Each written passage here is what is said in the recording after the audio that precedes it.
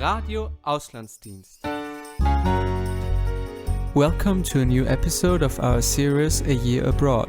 Today, Naomi Esther speaks with Servant Samuel Summer. All the preparations you did for the past year, over a year, and now you're away for another year. Is it really worth it? So is it worth it to go away, leave everything behind? So how do you view that? Is it a thing that everyone should experience, or is it not worth it? It is absolutely worth it. At such a young age, you get to overcome huge challenges, and I kind of feel like it makes you invincible. You're not afraid of anything. For example, after school, many students are moving to different cities, to Innsbruck or to Vienna, and it's a huge challenge for them. Now, when I have to move to Vienna, it's like nothing for me. I feel like when you moved all across the world, everything seems so simple after that. Everything seems just like a little challenge. And when you think what you have done so far, what you have built a life in a different country, it gives you a lot of courage. It builds a lot of self-confidence, and you learn that you can trust yourself in big things. That sounds really helpful for your future as well, because you just mentioned moving to Vienna. Is that a thing you can see yourself doing? What are your plans for after your service? Yeah, definitely. I love the idea of changing the world to the better, and I see that it makes me really happy during this service. So I'm considering going into politics. So maybe political science would be something for me, but we'll see about that. And how do you think you will be affected by your service in the time that's coming now?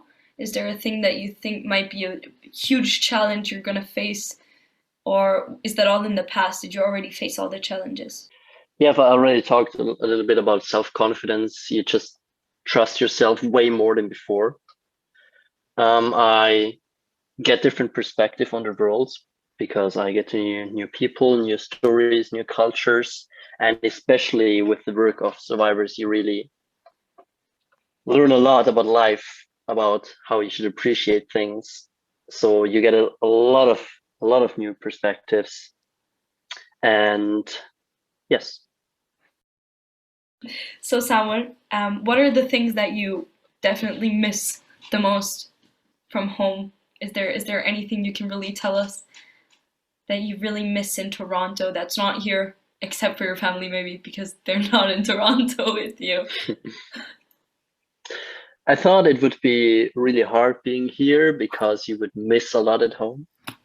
And I can tell you, if that's a fear you have, forget it. Honestly, it doesn't matter at all.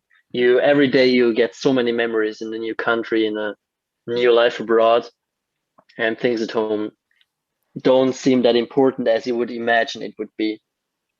So that's something I would want to tell you. And besides that, the main thing I miss is honestly the food. I tried to be good at cooking. I'm decent, but I'm not really good. I'm totally gonna admit that. And my mom and grandma were really good cooks. So I really miss good food and a proper bread. That's something North Americans don't really do.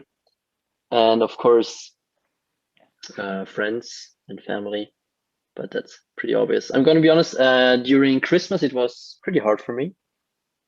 I never felt like I'm missing family so bad that I want to fly home.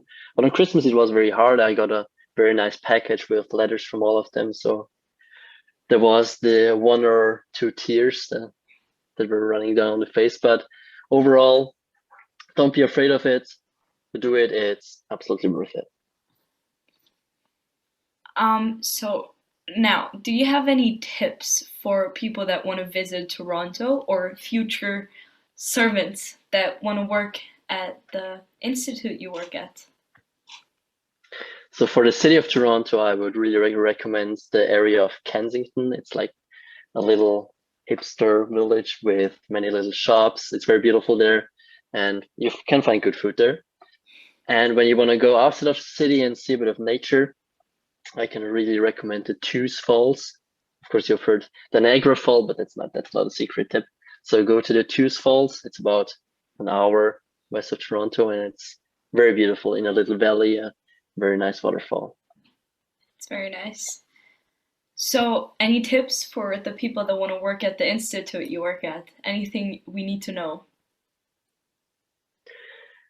You work a lot with Holocaust survivors. So the main tip I can give is to spend a lot of time with your grandparents or with old people in general, because in that way you really learn how to encounter with old people, how to talk to them, what to talk about with them, and just how to have a good time with them.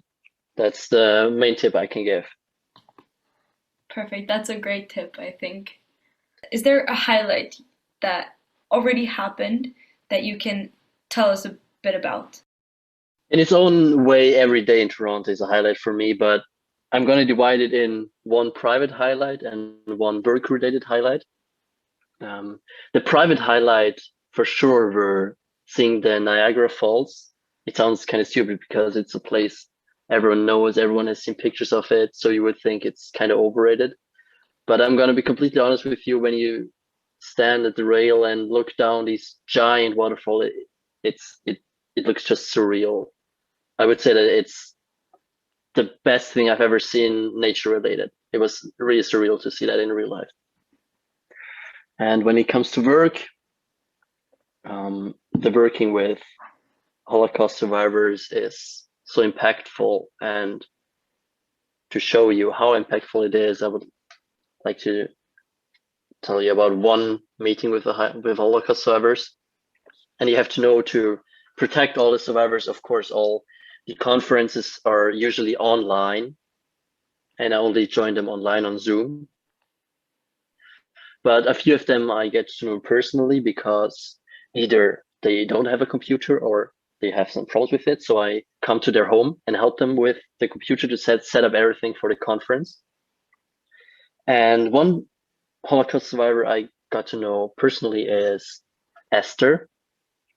I went to Esther's place at a Monday morning, and I'm gonna be honest with you, I was a bit annoyed in the morning because I had to get up so early because she lives way north. So I was a bit tired, a bit annoyed. But this morning honestly was eye-opening. We had this little conference with the kids, with the school classes. She told her story. But after that, we sat at the table and talked about everything, life, for an hour straight. We both cried our eyes out, and you can't believe how amazing this woman is. I'm just very briefly tell her story. She was born during the Holocaust and her in a Jewish family, and her mother gave her away to a home of orphans because she thought her chances of survival would be higher. And Esther was hidden in this home for a long time in the cellar. Or very often the Nazis would come and search for Jewish kids. And so after the war, she basically spent all the time in the cellar, so she couldn't really walk, she couldn't really talk. She was just not able to live. But she fought back, she did everything she could. And to make the story short, she came to Canada, learned a new language, built a new life. But also after all that traumatic experiences, she had to go through so much horrible things. She had to fight cancer 3 times. Her husband is blind. She had to look after her parents for a long time. And when you hear all these things, you would just think these persons are they are angry at life. They are angry at everyone. They're in a bad mood. But Esther, she was so happy. She was so loving. She was so welcoming. She appreciated life so much. She appreciated to have a condo. She appreciated to be able to still live with her husband. And it just set everything into perspective for me. She had such a hard life. Everything that could go wrong went wrong for Esther, but still she is such a happy person and appreciates life so much. and we should all do that. Now it only remains to thank you, Samuel, for your time, your open manner, and willingness to let us dive into your life. Thank you so much for sharing your story. Thanks, Naomi. It was a pleasure to be here. And thank you to the audience for taking the time to listen to my little story. Thank you for listening to our series A Year Abroad. You can find other episodes on Spotify or other podcast portals. Radio Auslandsdienst.